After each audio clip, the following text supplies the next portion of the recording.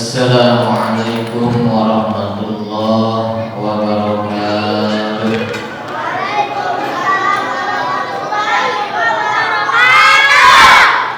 Alhamdulillahilladzi syarafat tauhida ala qulubil mu'minin. Asyhadu an la ilaha illallah wahdahu la syarika lah, lahul haqqul mubin. Allahumma shalli wa sallim ala sayyidina Muhammadin qail may yuridillahu bihi khairan yufaqqihhu fiddin. Wa qala ta'ala a'udzu billahi minasy syaithanir rajim. Walizzakari mislu hazzil unsayain. Wa qala nabiyuna Muhammadun sallallahu alaihi wasallam, la yarisul mu'minu la yarisul muslimu al-kafira wa la yarisul kafiru al-muslima. Rawahu muttafaqun alaih. Amma ba'du, yang terhormat Bapak Ketua DKM Masjid At-Taufiq, kemudian yang terhormat Imam Masjid, kemudian yang terhormat Umaro, Bapak RW, kemudian Bapak RT, kemudian yang terhormat para alim ulama, para ustaz, para kiai, mukarramun, kemudian yang terhormat para ibu, para sepuh, para remaja, para bapak, para anak-anak yang tidak saya sebutkan satu persatu namanya, namun tidak mengurangi rasa hormat saya. Alhamdulillah, kita masih bisa mendengar teriakan anak kecil di masjid, bermain, cerewet-cerewet, sukaria. Ini alhamdulillah anugerah yang sangat luar biasa. Karena apa, para bapak? Karena kata Muhammad Al-Fatih, sang penakluk Konstantinopel, yang mana diprediksikan oleh baginda Nabi, para sahabat belum bisa menaklukkan dinasti Konstantinopel itu, Romawi terbesar. Kata beliau, apabila masjid sudah tidak terdengar lagi jeritan anak-anak bermain, berlari-lari di situ, maka takutlah, tandanya ini sudah ketinggalan generasi emas. Harus takut. Berarti tandanya sudah ketinggalan generasi emas. Makanya orang tua dulu bawa anaknya, dibawa berjamaah, diajak ngaji, meja, alif batasa, ajabar A, BJRB dulu itu. Mau ngapain anak terserah, bahkan monggo di masjid. Bapaknya yang lah, asalkan anak kenal dengan masjid. Itu. Sekarang kebanyakan masjid dikunci, bapak DKM-nya galak, anak bermain di masjid diusir, berisik diam. Atau anak-anak marah, kemudian ngedrop, takut. Ya betul gak? Kalau bapak DKM galak takut gak? Takutnya. Di sini galak bapak DKM-nya? Enggak,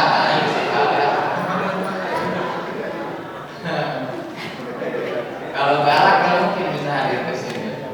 Nah, dulu seperti itu. Saya pun pernah mengalami masa-masa dulu. Alhamdulillah tidak ada perubahan sampai sekarang pun. Ini masih banyak anak-anak. Kalau kita tengok masjid sebelah, masjid yang lain sudah sepi. Pada maghrib itu sudah gak ada suara ngaji, alif batasa, ikro, puji-pujian, sholawatan, masya Allah. Sedih luar biasa. Ini generasi emas yang akan meneruskan perjalanan para sepuh, para ibu semua, semuanya. Tadi mereka hasil perlombaan, lomba azan luar biasa. Nanti anak-anak ini calon muadzin seperti azan Mekah, azannya di Masjidil Haram. Ini luar biasa. Sebab nanti di akhirat orang yang azan akan diiuhi atau dituduhi oleh tuduhannya Allah. Dan ada keterangan di dalam kitab, siapa orang yang azan istiqomah 7 tahun, matinya dari makan belatung. 7 tahun menjadi tukang azan dari makan belatung. Kalau bapak saya jajal nabi di sini nanti ketika sudah 7 tahun istiqomah, coba kali lagi dimakan belatung. Itu luar biasa tukang azan itu.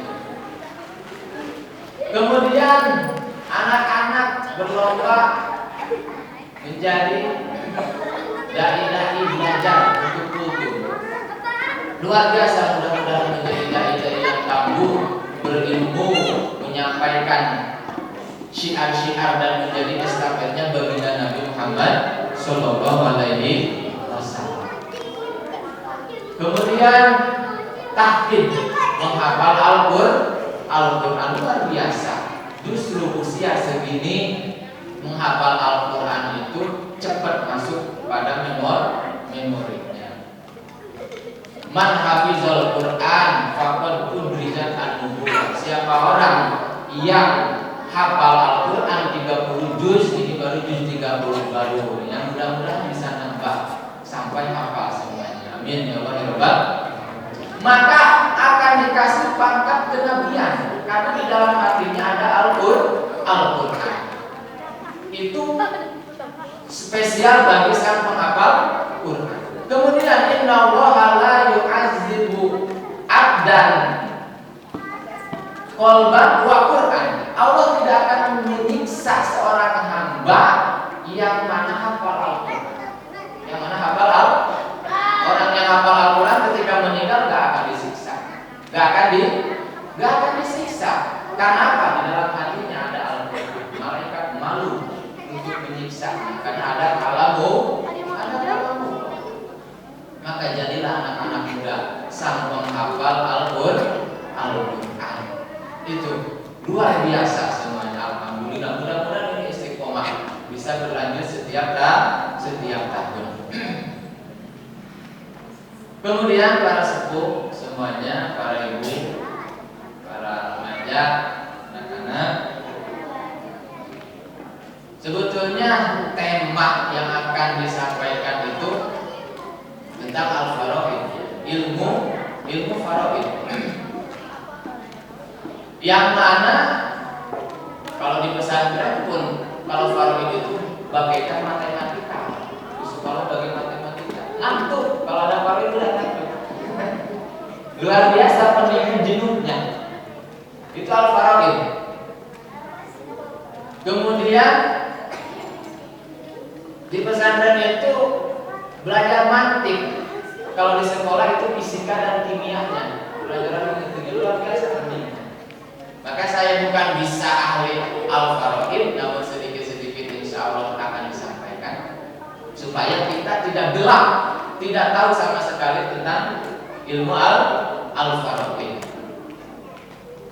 Begitu. Apa itu ilmu faraid? Ilmu faraid secara takrif atau definisi yaitu fiqhul mawarisi wa ilmul hisabi al-musiri ila ma'rifati ma yahussu kulla haqqin min ahlil warisi wa minat firqah. Ilmu waris, ilmu faraid adalah ilmu yang mana untuk mengetahui hak sepatutnya yang akan dibagikan kepada ahli waris, maka akan benar. Yang menerima hak waris ini siapa? Di dalam Islam gak sembarangan dikasihkan. Maka diatur dengan ilmu faraid. Dan menghitungnya dengan hitungan yang benar dari peninggalan mayit yang dikatakan dengan tirkah. Bahasa warisnya itu adalah tirkah.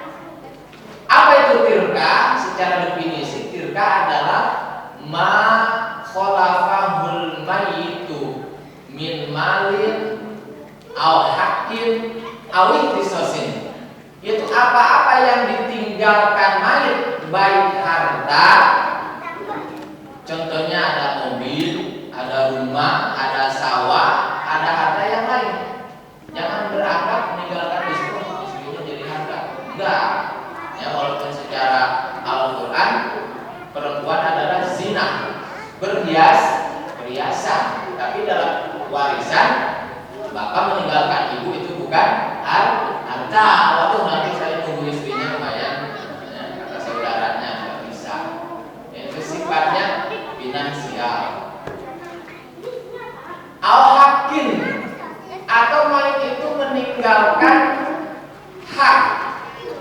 Contohnya mayit punya uang dipinjam oleh orang, nah itu hak mayit, masih termasuk hak mayit. Nanti apabila meninggal boleh diambil itu, ya, orang yang bersangkutan yang punya utang pada mayit, masih hartanya mayit. Kan yang dimaksud mayit hak harta yang masih belum diterima, masih di tangan orang lain karena punya utang pada mayit. Kemudian warisan yang dikasihkan dari orang tua nanti digabungkan, nah maka itu jadi harta waris dan harus diberikan pada yang menerimanya atau ahli waris. Itu adalah definisi ilmu waris. Kemudian apa sebab bisa dapat warisan? Apa sebab-sebab bisa dapat warisan?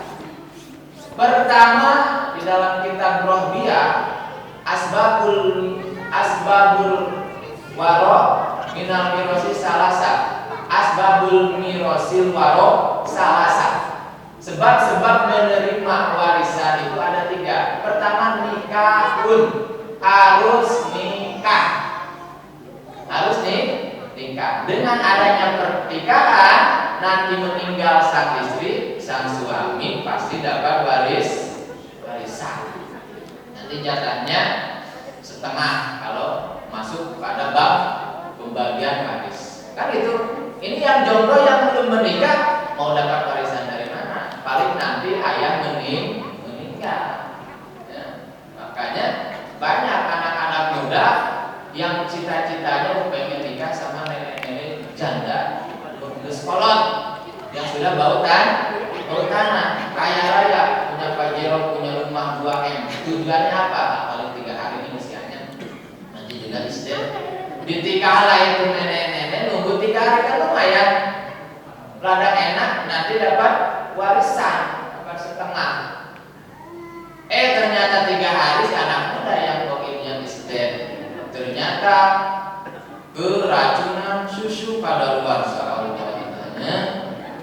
Ini disedotnya tuh, pahit atau bahasa Sunda nama istri, jadi gak jadi dapat warisannya.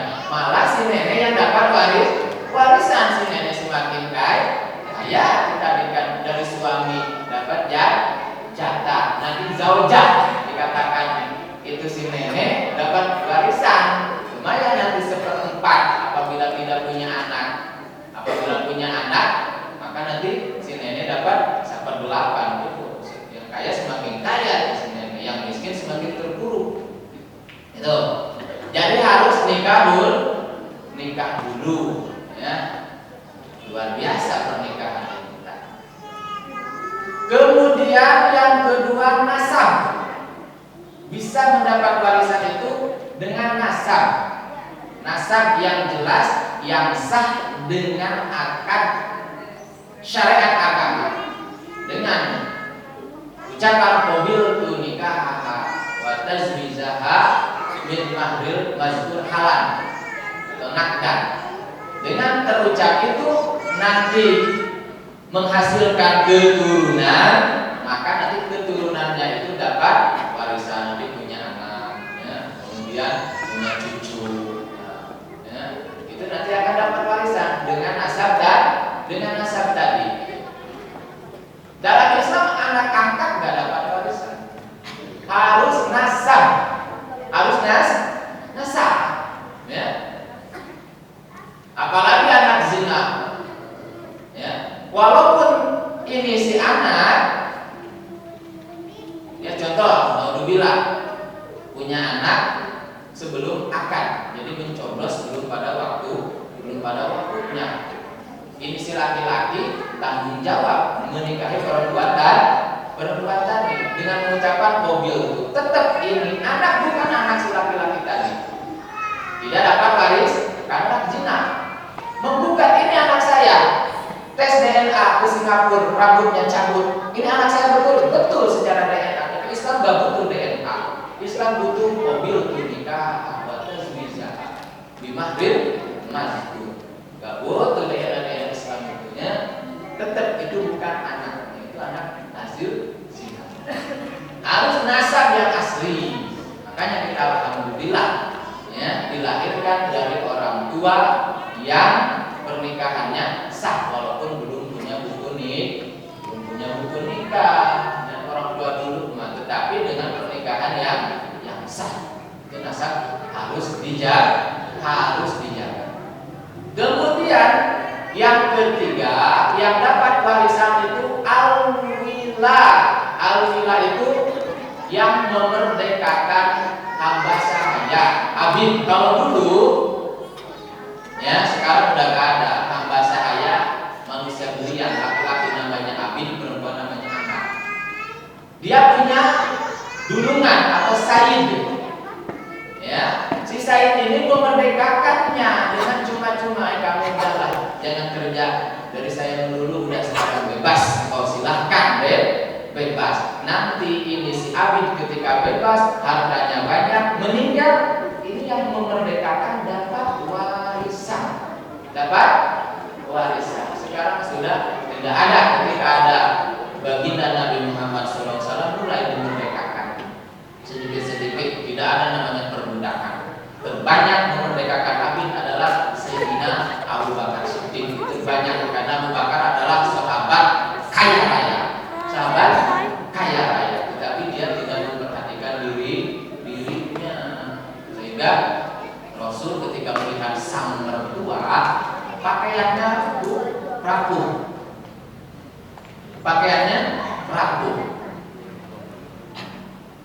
Ada yang meriwayatkan ketika dikabut di depan, sobek di belakang, dikabut dijahit di belakang, sobek di depan, sehingga dia anyam pakai kala untuk menutupi baju.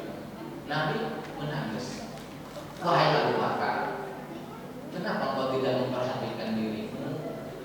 Engkau itu orang kaya luar biasa. Kenapa kau gak beli baju yang sangat bagus? Maka kata Abu Bakar, abqaitullah wa rasul. Cukup aku menyisakan Allah dan Rasul. Hartaku silahkan pakai untuk perjuangan Islam. Itu adalah Abu Bakar. Jadi sang sayyid dapat jatah warisan apabila hamba sahayanya dimerdekakan dengan cuma-cuma. Sayyid itu ada yang merdekanya, ada yang dikredit, ada yang separuh, ada yang dengan wasiat. Apabila saya meninggal, kau akan merdeka. Dengan cuma-cuma, tidak ada spesial pun harus membayar. Jadi dia dapat warisan si sayyid. Itu 3 sebab mendapatkan warisan. Kemudian ada pencegah sama sekali tidak dapat warisan. Katakan mawani'ul irsi, pencegah dapatnya warisan. Awas, harus diperhatikan ya. Biasanya orang-orang sekarang yang ditunggu-tunggu itu dapat warisan ketika meninggal orang tua. Jadi malah petaka, bukan yang mendoakan orang tua, malah menunggu kapan warisan ini dibagikan Allah. Maka perhatikan apa yang mencegah mencegah dapatnya jatah warisan? Yang pertama, rikun. Rikun itu menjadi hamba sahaya. Seorang ayah kaya raya, punya harta, punya rumah, mobil, banyak sawah lega, tetapi anaknya jadi abid. Anaknya jadi abid.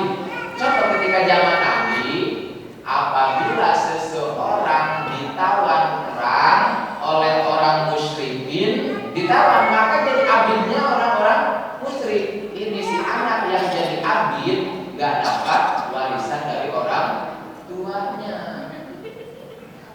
Apa hikmah dari itu? Kan abid itu sudah tidak ada kuasa, yang kuasa majikannya. Apabila dikasih warisan pasti diambil oleh majikannya, maka Allah cegah. Ya, rik atau abid atau kamat tidak dapat jatah warisan. Satu. Sekarang sudah tidak ada. Gimana jadi pembantu itu? Bukan abid, bukan kamat. Ya, sudah beda lagi itu, yang samakan. Kemudian yang kedua yang mencegah dapat warisan itu membunuh, baik sengaja direncana atau kesalahan. Contoh, si ayah kaya raya, si anaknya jahat, gak dipesantrenkan, gak disekolahkan, gak dididik ilmu agama. Contoh pengen motor ninja yang 500 cc, gak dikasih, bawa golok, orang tuanya lagi tidur, naudzubillah, dia uruskan itu golok, ya, terjadi pembunuhan. Maka si ayah meninggal, ini si anak tidak mendapatkan sama sekali warisan. Kenapa? Dia membunuh tidak mendapatkan warisan. Dua. Yang ketiga, tidak mendapatkan warisan itu adalah kafir, murtad, keluar dari Islam atau ikhtilafuddin, berbeda agama. Naudzubillah, di keluarga seseorang anaknya yang menjadi kafir dengan menikahi istrinya dengan alasan cinta, mereka gadaikan agama, keluar dari Islam. Walaupun si ayahnya kaya, ketika udah keluar dari Islam tidak ada jatah dapat warisan. Walaupun anak asli, karena sudah murtad keluar dari Islam, enggak ada. Dengan hadis la yarisul muslimul kafiro, tidak bisa memberikan warisan orang muslim pada yang kafir. Dan sebaliknya, wala yarisul kafiru al muslimah, ayahnya kafir, anaknya muslim, ya, mu'alaf masuk Islam, si ayahnya meninggal, tetap secara faraid hukum Islam, jadi si anak yang muslim tidak bisa terwarisi, ada warisan sang ayah yang kafir. Naudzubillah, maka jaga anak-anak kita, saudara kita, jangan sampai keluar agama. Di antaranya, jangan bebaskan anak dari sekitar mencintai yang beda agama. Sekarang bisa tergadaikan dengan alasan cinta, yang penting anak bahagia. Itu orang tua yang bodoh luar biasa. Islam harus ketat di dalam agama, karena apa? Dapat merusak keturunan. Secara fikih menikah dengan kafir, kan itu tidak boleh kecuali kafirnya kafir ahli kitab dulu sebelum adanya Nabi Isa. Sekarang udah kafir musyrikin, tapi tak tahu kenapa dan juga belum tahu alasannya kok ada pernikahan beda agama. Kalau secara fikih nggak boleh menikah, ya. Ayat yubul musyrikat hatta yu'min wala amatun mu'minatun. Jangan kau menikahi perempuan musyrik. Adapun ada amat yang kecil, yang kumuh, yang jelek, itu lebih bagus asalkan amatnya mukmin. Maka jaga anak-anak kita dari pergaulan-pergaulannya, hubungan-hubungannya pada yang berbeda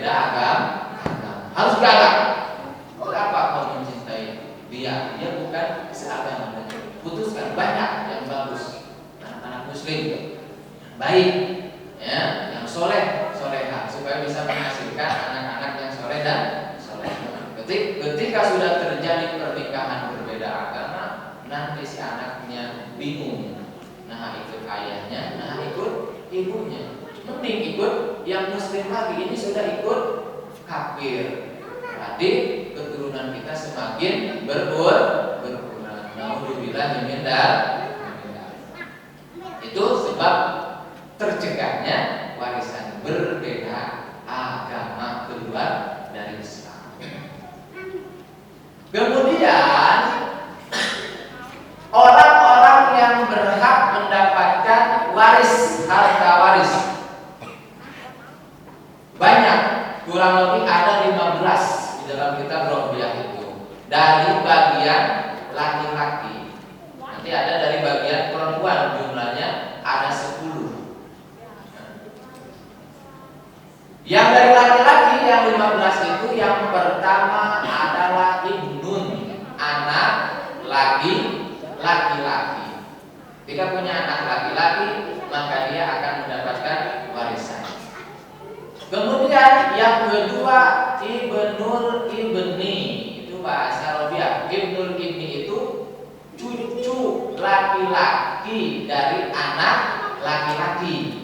Cucu laki-laki dari anak laki-laki itu pun dapat warisan, asalkan tidak ada ibnun, tidak ada anak laki-laki. Kalau masih ada anak laki-laki maka terhijab, terhalang. Itu mah apabila tidak ada anak laki-laki. Namun ini baru dibahas orang-orang yang dapat warisan, ya. Kemudian yang ketiga abun, ayah. Itu nanti ayah dapat warisan, ya. Kemudian ada jadun. Gak ada jadun itu nanti kakek ke atas. Gak ada kakek pun buyutnya masih hidup udah 200 tahun. Nah, maka dapat warisan, asalkan si anak yang 200 tahun tapi nyebutnya kakek, padahal buyut, kakek, ya. Masih ada batas kan anak, bapak, aki, buyut, bau, cangkawareng, udah patut mawar, berbulan hari-hari kan kita sudah 7 turunan gitu. Ke atas teh, ke atas hari-hari udah gak kenal siapa-siapa, hari-hari tercincin gitu. Berarti geus lahir sudah bukan siapa. Ada kayak ini, hari-hari masih ada karena ini udah meninggal usianya udah berapa ratus tahun masih ada. Berarti dia masih dapat warisan jadul wali alam walaupun gak datang. Udah ada kakek halang terhijab semuanya. Ini andai kan tidak ada kakek, buyut, bau, cangkawareng, udah gak ada ini hari-hari masih hidup. Nah, ya, dia dapat warisan. Kemudian ahun syakik. Ahun syakik itu adalah saudara laki-laki seibu seayah. Seibu seayah. Karena ada ahun li'ab, ada ahun li'um, ada saudara seayah. Laki-laki ada saudara seibu. Ini mah saudara seayah. Jadi ini si A dilahirkan dari ayah dan ibu. Ya, nanti ada saudara seayah. Berarti si ayah punya istrinya dua. Nanti punya anak lagi dari yang baru. Itu namanya saudara seayah. Saudara seibu berarti nanti ayahnya meninggal, seibu kawin lagi, punya anak lagi dari ayah yang baru. Nah, itu namanya saudara seibu. Ada kayak yang saudara saya seibunya. Nah, nanti itu berarti orang tuanya senang kawin, ya. Yang setia dikatakan nanti anaknya saudara seibu sebapak atau ahun syakik. Syakik. Mudah-mudahan semuanya ahun syakik ya, anak-anak dari orang tua yang setia. Gak ada yang kedua yang ketiga. Yang meninggal, teman mangga nambah deh, ya. Jangan kita palingkan bahwa lebih dari satu istri. Hadis Nabi, sunnah Nabi lebih dari satu. Itu salah memahami hadis. Emang Nabi istrinya kalau dalam Aqidatul Awam ada 12, tetapi lihat Nabi menikah setelah Sayyidah hujah meninggal selagi ada setiapnya setiap maka ibu anak muda yang akan menjadi calon ibu berdoa, ya Allah panjangkan umur saya sampai laki-laki saya mendahului saya meninggal. Namun apabila ibu mondok usia, si ayah cepet-cepet gak kawin deh, kawin lagi. Ya. So senang sebetulnya kalau seorang ayah meninggal istrinya. Ya. Sedihnya itu hanya sebentar, bukan kata saya, ini kata Imam Bakro di dalam kitab Nihayatul Muhtaj, saya kutip Asyir Bindu. Meninggal ayah bagaikan pecah tulang punggung. Meninggal ayah bagaikan pecah tulang punggung, terasa gak ada yang mencari nafkah, gak ada yang ngasih uang. Kemudian meninggal anak bagaikan robek hati, jantung ini terasa robek. Alhamdulillah, mudah-mudahan anak kita panjang umur, ayah kita panjang umur. Kemudian meninggal saudara laki-laki atau perempuan itu bagaikan patah sayap, terasa gak seimbang kalau gak ada kakak, gak ada adik yang udah dahulu meninggal yang biasanya bareng-bareng membantu susah senang. Meninggal salah satu bagaikan patah sayap. Meninggal istri hazan sa'ah, bahasa Imam Bakar itu sedih. Sa'ah itu sebentar, paling cuma habis tahlilan kesananya lapor itu gimana ya nyanda herangnya.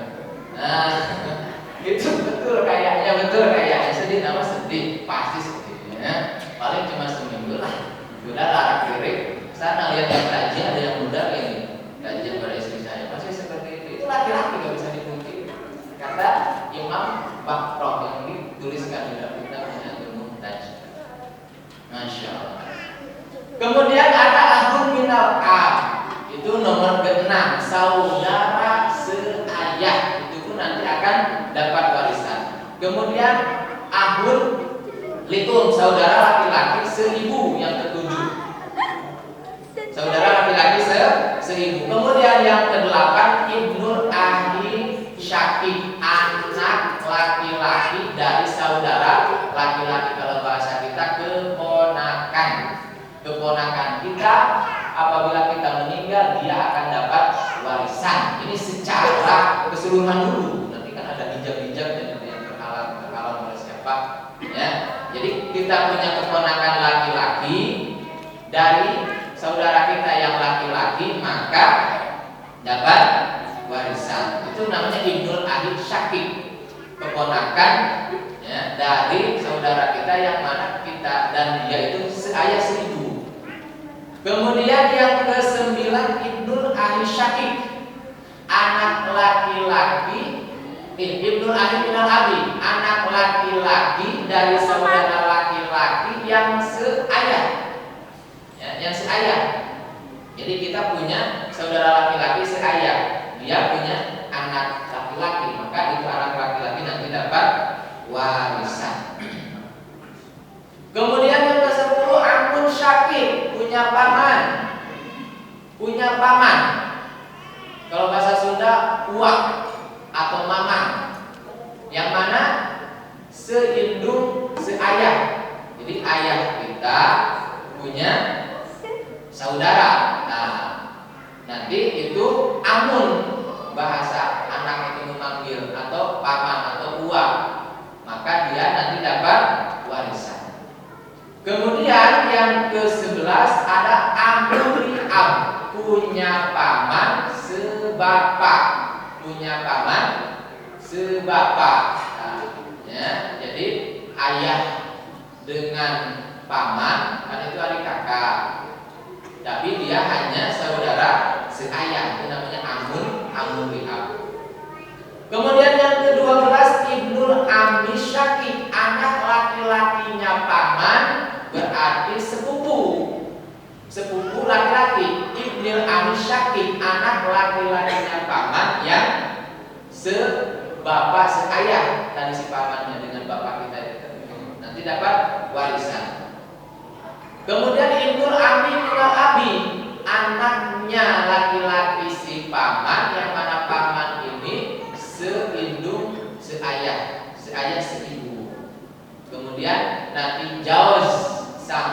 suami ketika meninggal istri dapat warisan.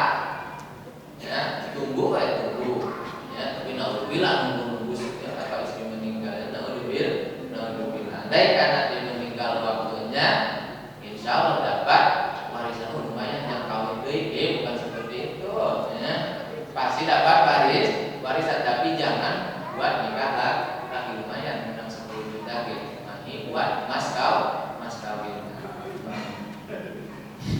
Si bapak sering, ya, gitu dapat warisan Pak. Jauh sebenarnya. Kemudian yang terakhir, wila, orang yang memerdekakan hamba sahayanya nanti akan dapat warisan. Itu si saidnya, ya, gulungannya atau bosnya. Itu dari pihak laki-laki.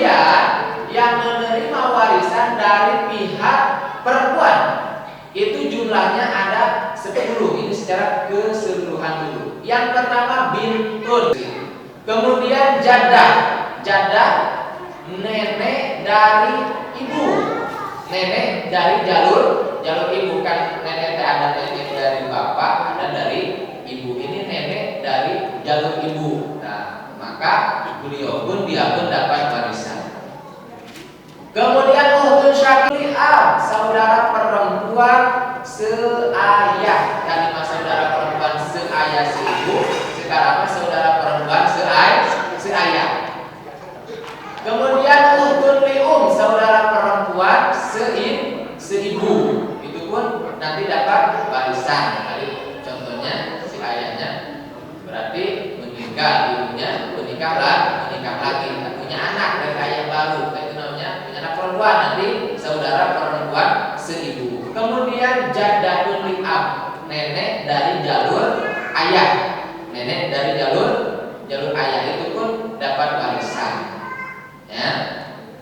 Kemudian yang terakhir adalah mu'atiqah, yang ke-10.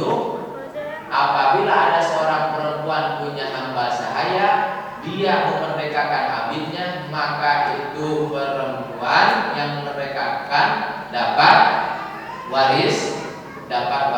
Itu adalah bagian-bagian yang mendapatkan waris dari jalur perempuan. Tadi dari jalur laki-laki. Kemudian nanti ada istilah bagian-bagian yang didapat dari warisan. Istilahnya ada 6. Nanti ada yang dikatakan nisfu, setengah atau 1/2. Ada yang dikatakan rubu, yaitu 1/4 atau 1/4. Nanti ada yang dikatakan sumun, 1/8. Nanti ada yang dikatakan sulus, 1/3 bagiannya. Kemudian ada yang dikatakan sudus, 1/6 kebagiannya. Kemudian ada yang dikatakan sulusain, 2/3 bagiannya. Nah, itu adalah bagian-bagian di dalam ilmu waris. Itu. Jadi bukan artian kita mengetahui bahwa waris itu mengharapkan warisan itu nomor kesekian. Utamakan sayangi dulu mayit yang meninggal.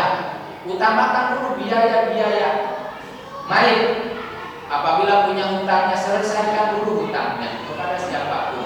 Jangan dulu membagikan warisan. Hutangnya dulu selesaikan, biaya mulasarah atau mengurus mayit, kain kafannya, kemudian biaya apapun tentang mayitnya, pembagian uang ketika menyolatkan, apapun itu harus didahulukan dulu. Ketika sisanya hak-hak mayit sudah dipenuhi, maka silahkan itu membagikan itu warisan secara hukum faraid, hukum agama.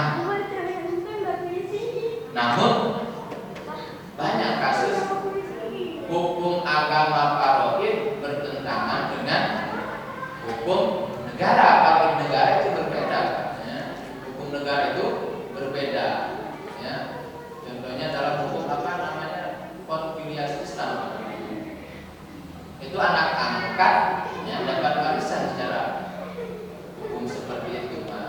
Hambal di dalam waris faraid rohbiyah kitabnya itu harus anak asli, ya, harus anak asli itu berbeda. Gimana tuh? Yang penting kita pakai hukum Islam, gitu kan? Pokoknya sangat berbeda, sangat berbeda. Kemudian secara hukum Islam nikah lagi maksudnya, atau nikah siri gak usah secara itu mah izin kepada sang istri. Si bapak mau kawin lagi pak, kursinya ada takut karena ada istrinya. Dan nanti apabila mau nikah lagi tujuannya menolong, kalau gak nikah ini kasihan. Padahal itu modusnya kan. Itu secara negara harus izin istri yang awal, bahkan di atas materai. Di atas materai, ibu mengizinkan dan mendatangani, walaupun secara marah dan kesel, mendatangani juga, maka itu baru dikatakan sah. Gak ada izin, gak bisa tercatat itu pernikahannya, walaupun secara agama sah saja. Namun supaya tidak terjadi pertikaian, ya, Islam pun mengajarkan dulu kalau harus ada izin, walaupun secara hukum agama sah saja tanpa izin yang awal. Maka apabila kita bertentangan dengan undang-undang negara, maka kita pilih saja, kita pilih hukum agama saja. Tetapi apabila tadi kita mau pengen nikah lagi, kita mengikuti negara saja, itu mah tidak terlalu bertentangan, hanya itu saja soal masalah izin. Tetapi tadi di dalam warisnya sangat mencolok berbedanya. Dapat warisan itu anak angkat. Kalau secara fikih waris itu tidak harus nasab asli. Nah, mungkin sampai sini ada yang dipertanyakan para sepuh. Bukannya saya bisa yang memancing supaya bertanya, tidak. Alhamdulillah saya masih pakai ilmu pak. Yang alimah mukarram pak Kiai Bapak, saya mencoba padal. Ini mah barangkali ada yang mau ditanyakan. Kalau bisa, insya Allah saya jawab. Kalau tidak bisa, saya PR-kan, ya. Karena orang yang berani menjawab fatwa sesuai nafsunya itu paling berani dia duduk di neraka bahwa jodoh. Ya, Imam Malik sendiri seorang mujtahid, seorang mufti, beliau ditanya masalah 39 masalah, tetapi dia jawab 12 yang sisanya di PR-kan. Maka apabila ada yang ditanyakan. Waalaikumsalam warahmatullahi wabarakatuh. Mau tanya Ustaz, jadi ketika ada orang tua meninggal, maksudnya mempunyai anak dan mempunyai cucu dan mempunyai cicit lagi, itu apakah semuanya menyebarkan yang berhak? Emang semuanya berhak ya, cuman yang utama itu apakah semua kebagian apa yang dari anak saja apa gimana? Terima kasih. Tadi punya cucu ya, punya cucu, kemudian punya cicit. Dan tadi ada hijab ini belum masuk pada hijab. Nanti ada bab hijab. Ketika ada cucu, ya, baik cucu laki-laki atau perempuan, ketika sudah punya ilmu anak laki-laki, maka itu sudah terhijab. Hijabnya hijab hirman. Jadi warisan jatuh pada anak. Jadi itu pentingnya punya anak. Kalau nggak punya anak sama sekali, maka saudara kita kebagian. Ketika punya anak, cucu terhijab. Nanti saudara pun terhijab apabila anaknya laki-laki. Apabila anak perempuan, maka tetap nanti saudara kita, yang kakak adik kita dan kakak kita dapat warisan. Jadi yang perempuan laki-laki punya anak laki-laki, wah, nah, maka memotong sini, memotong ke atas, nah, gitu. Jadi apabila punya cucu, apabila ada anak laki-laki yang masih ada, maka itu cucu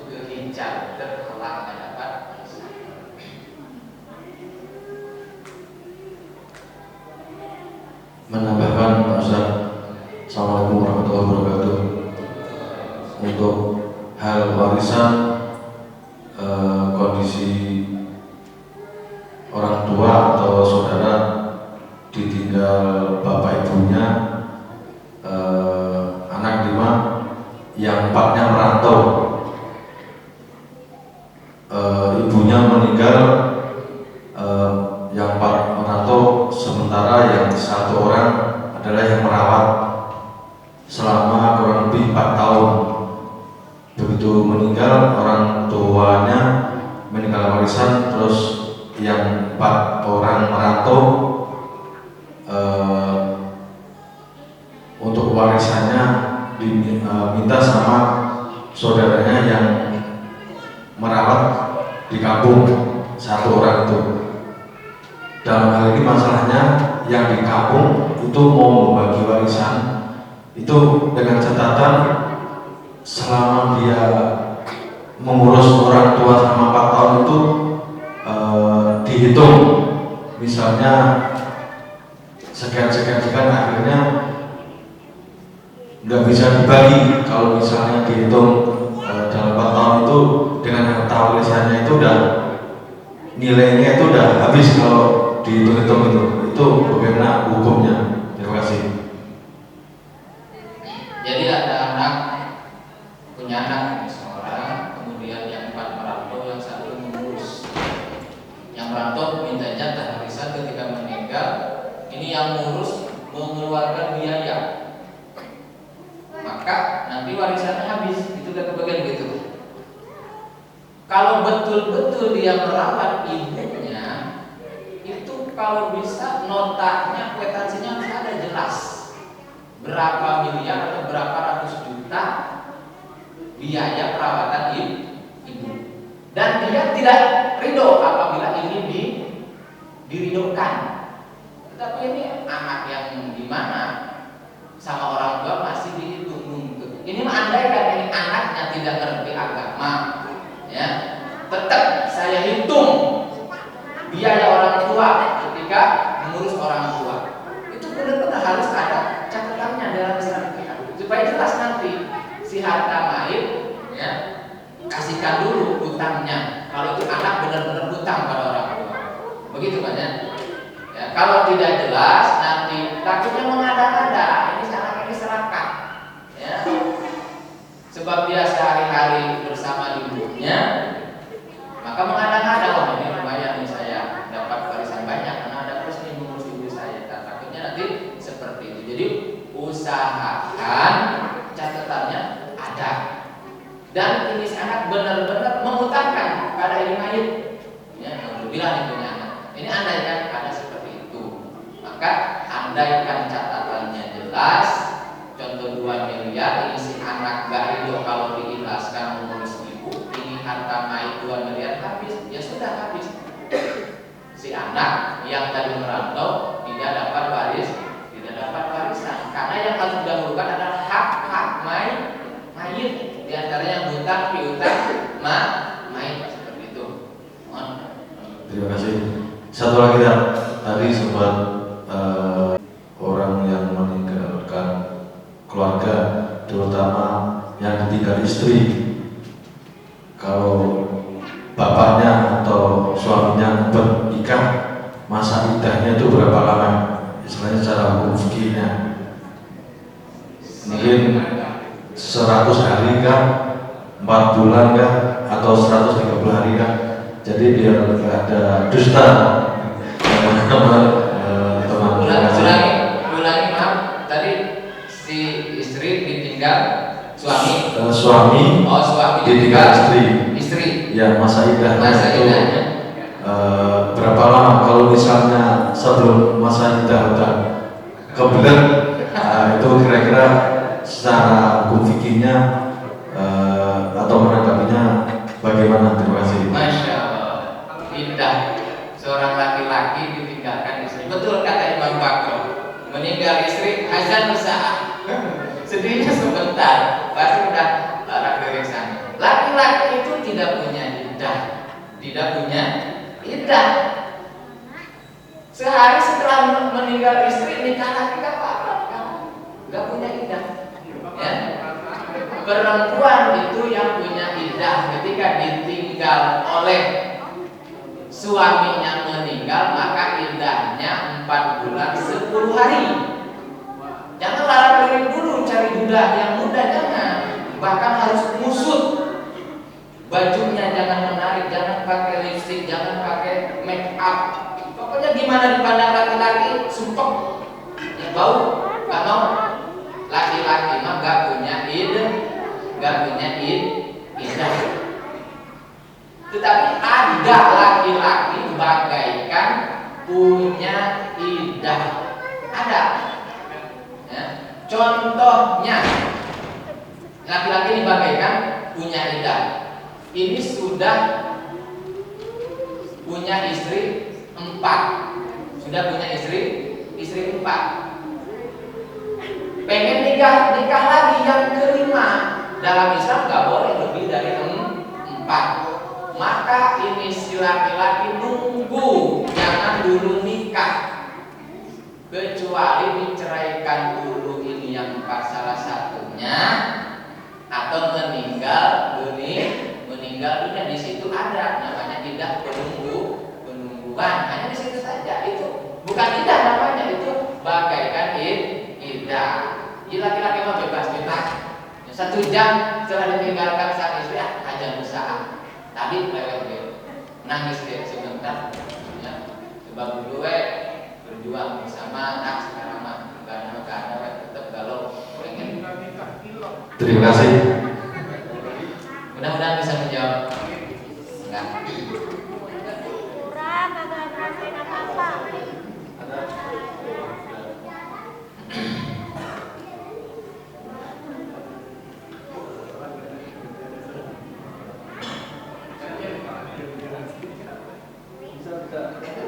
Assalamualaikum warahmatullahi wabarakatuh. Waalaikumsalam warahmatullahi wabarakatuh.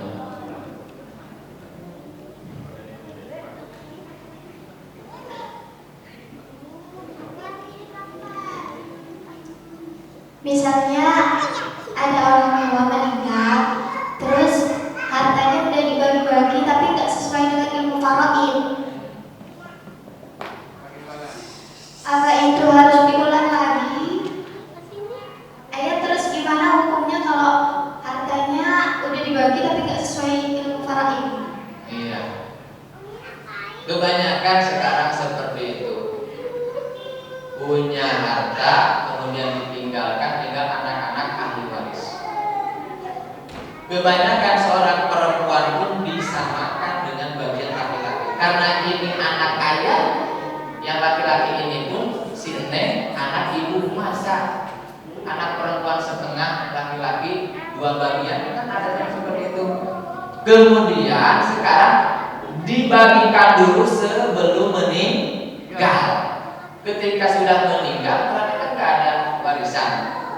Maka apabila harta dikasihkan sebelum meninggal, jauh sebelum meninggal, bukan masuk pada wasiat. Kalau wasiat mah sebelum meninggal dekat, ya. Maka wasiat nanti itu wasiat, jangan lebih dari 1/3 harta wasiat itu, nanti bagikan sisanya pada ahli waris. Kalau jauh hari-hari, dibagikan anaknya, ini sawah ini buat kamu, buat si AA, ini buat si Teteh, ini buat kamu, secara merata itu mah hibah hadiah saja dari orang tua, ya, hibah saja dari orang tua.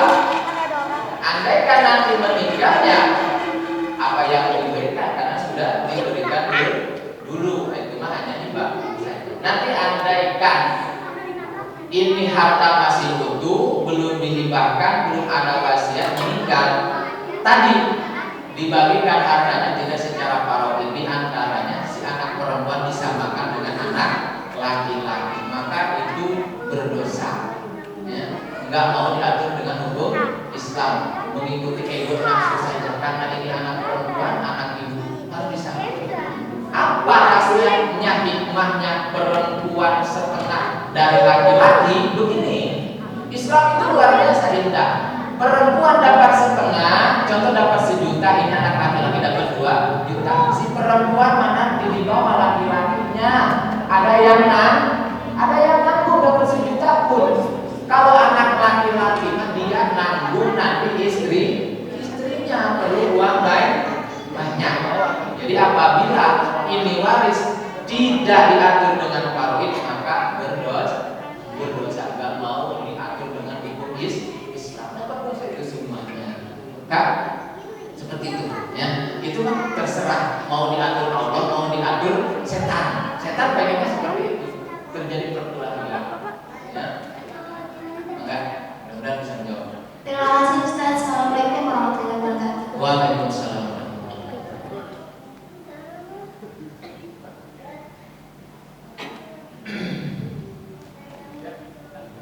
Cukup sekian.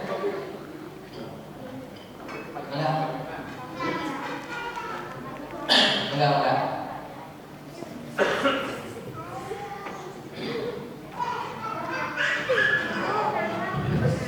Ustaz mau bertanya, kalau misalkan semua harta dihibahkan jauh sebelum meninggal, kemudian yang punya harta itu hidup biasa-biasa saja, misalnya seperti itu, punya anak banyak, kemudian dihibahkan, itu apakah ada batas maksimal dihibahkan atau tidak ada batas, semua boleh atau ada batasnya?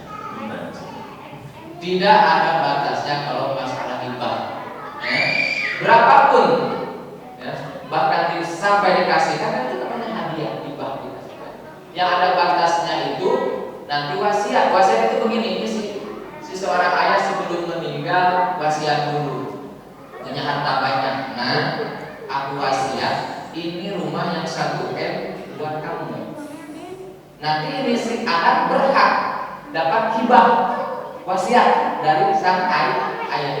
Namun ini wasiat tidak lebih dari 1/3 dari harta. Contohnya tadi harta si ayah ada 3 M, berarti dikasihkan wasiat 1 M, berarti masih andaikan, nah ini wasiat ayah itu rumah yang 2 M, harta si ayah tadi 3 M, itu lebih dari 1/3, maka nggak boleh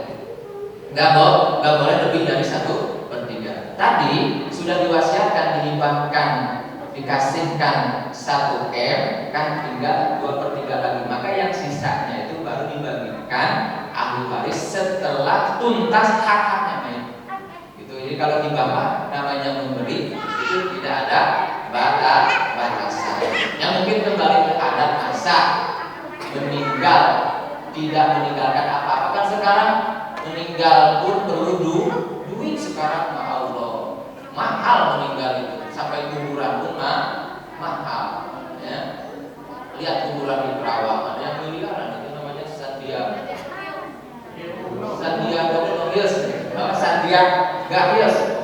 Masya Allah, berarti meninggal itu kita harus menyisihkan, jangan dulu dikasihkan ke anak ya, kita pun harus punya biaya untuk meninggal, seperti itu.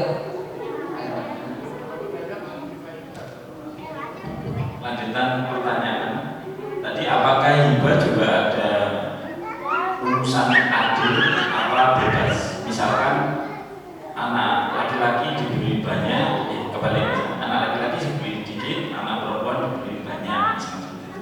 Apakah ada aturannya juga atau sesuai kesenangan hati dari yang memberi? Hibah tidak ada aturan ya. Ini anak laki-laki setengah, silakan, anak perempuan lebih gede, atau anak perempuan setengah, anak laki-laki lebih gede, atau diratakan. Itu hibah mah tidak ada ketentuan, sesuai keinginan mangga, namanya hibah itu hadiah ya, hadiah pemberian, nggak ada batasan. Dan kalau tadi misalnya hibahnya maksimum dikasih anaknya 3 gitu. Tapi hartanya pada saat hidup dikasih ke salah satu, sehingga si mayit pada saat meninggal tidak punya harta, karena sudah dihibahkan pada saat hidup, tapi ke salah satu, 2-nya nggak dapat. Itu boleh? Itu kan tergantung nanti ketika dikasihkan ke salah satu terjadi perkelahian, terjadi kecemburuan sosial tidak. Kalau akan mengakibatkan perkelahian pasti namanya